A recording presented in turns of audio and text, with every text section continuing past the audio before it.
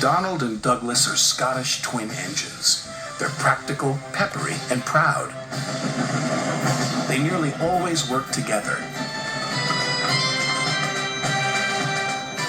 One day, Donald and Douglas were chuffing through the countryside, hauling a heavy load. Down the line, Trevor the traction engine had been struggling with a big cartload of hay.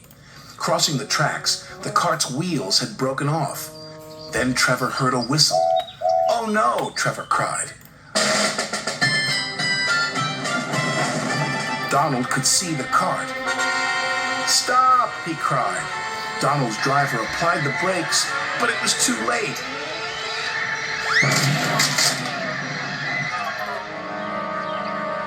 Luckily, no one was hurt. "Stop being pushy," Donald snapped. "Don't call me pushy," Douglas snapped back. "You shouldn't have pushed me into the cart," huffed Donald. "You pulled me, you mean," argued Douglas. "Didn't. Did. Did not. Did too." Before long, the track was cleared, and Donald and Douglas were on their way. The twins were so cross they refused to speak to each other for the rest of the day.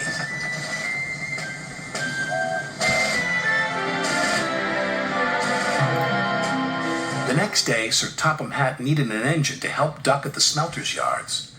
"May I go, sir?" said Donald eagerly. "I only need one engine," said Sir Topham Hatt, "not two."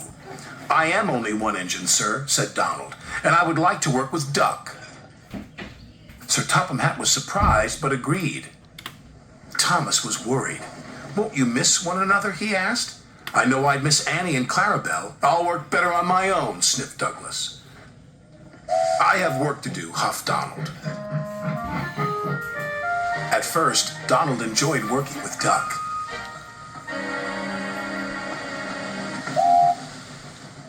Then things started to go wrong. "Did you shunt those freight cars onto the other line?" Donald asked. "You said you wanted them on the other line," Duck replied. "Not that other line, the other line." Donald was cross. Douglas would have known what I meant. He huffed. Douglas was working on his own. He chuffed dutifully through the beautiful countryside. But Douglas had no one to share it with. Although he tried not to, he was beginning to miss his twin. That night, Douglas's driver took him to visit Donald. "I was just passing," said Douglas. "Have you come to say you're sorry?" Donald sniffed. This made Douglas very cross. "I've nothing to be sorry for," he said, and steamed away in a huff. The next day, Donald was in a bad mood. Duck could see he was getting too close to the buffers. "Look out!" Duck shouted, but it was too late. Donald's driver was very cross. "This wouldn't have happened if you were working with Douglas," he said.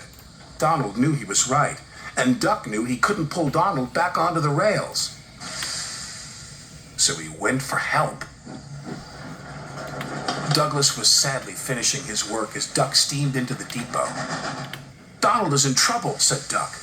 "Donald in trouble," Douglas cried. "I'm on my way." And he steamed off as fast as he could.